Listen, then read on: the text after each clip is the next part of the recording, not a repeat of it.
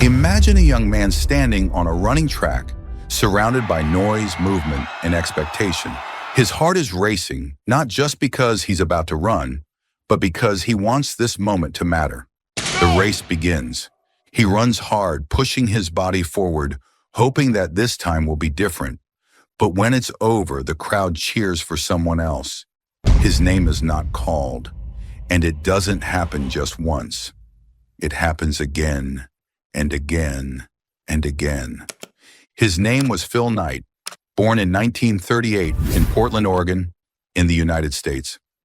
Young Phil grew up in a regular home, raised by parents who believed in discipline, hard work, and never asking for shortcuts. Money was not something that came easily, and success was something you were expected to earn slowly. Phil Knight didn't wake up one day and decide to become a runner. It started in high school, at Cleveland High School in Portland, Oregon. Like many teenagers, Phil was trying to figure out who he was. He joined the track team, not because he was special, but because it was one of the few places where effort mattered more than confidence. His event was middle distance running, tough races where you had to balance speed, pain, and endurance. Not glamorous, not flashy, just brutal consistency. And then came the person who shaped everything, Bill Bowerman, his coach and his future business partner. Bowerman wasn't the kind of coach who cared about medals. He cared about details, how your foot hit the ground, how long you trained, how tired you were willing to become. Phil wasn't Bowerman's star athlete. He finished races in the middle, sometimes near the back, never first. But Bowerman saw something else: discipline, early morning practices, cold Oregon air, miles on worn-out shoes. Phil ran around school tracks, city roads, and muddy fields, pushing through pain that most people would quit at. Here comes the crazy part when Phil stopped chasing applause.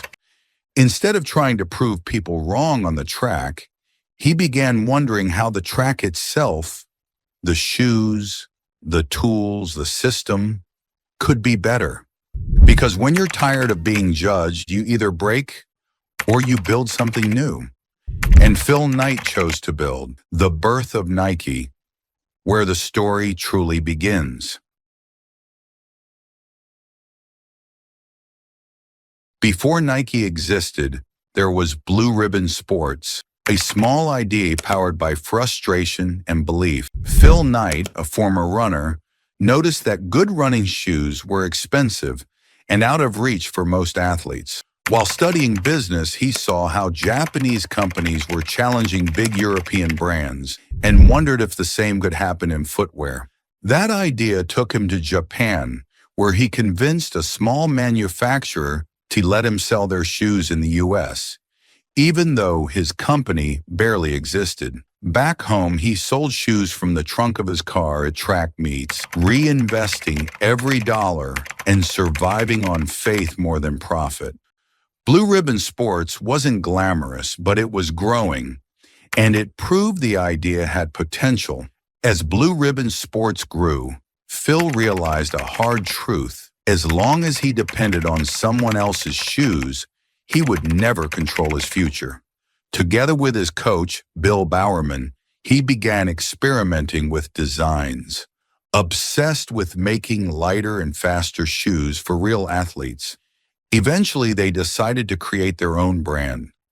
The name Nike, inspired by the Greek goddess of victory, was chosen almost at the last moment. The launch was quiet, the shoes imperfect, but the vision was clear.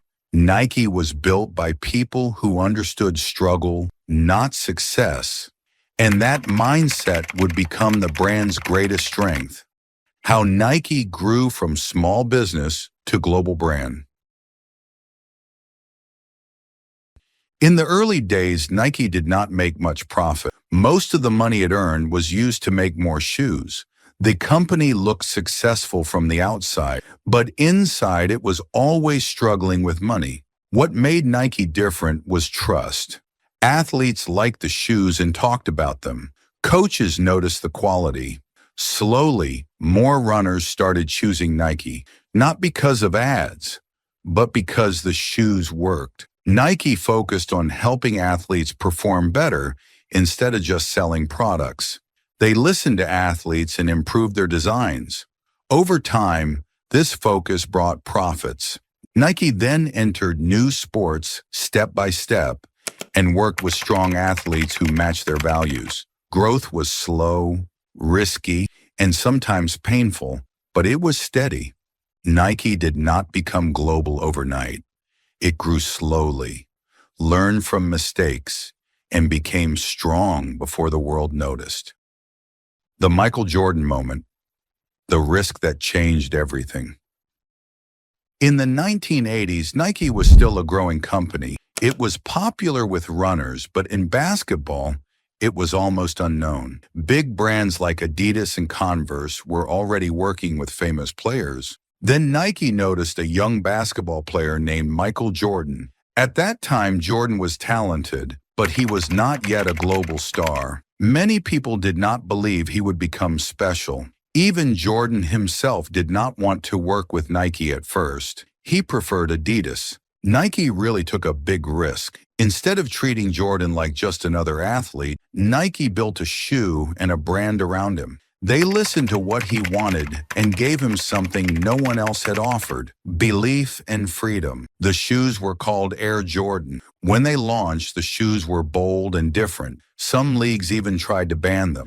But instead of hurting Nike, this made people more curious. Everyone wanted the shoes. Air Jordan became more than footwear. It became culture. Nike didn't just sell shoes anymore. It sold confidence, attitude, and dreams. With Michael Jordan, Nike crossed a line. It was no longer just a sports brand. It became part of everyday life. Today, Nike is worn by people who may never run a race or play a professional game, but they wear it because it represents effort, struggle, and belief. And it all started with one man who never won the race, but never stopped running.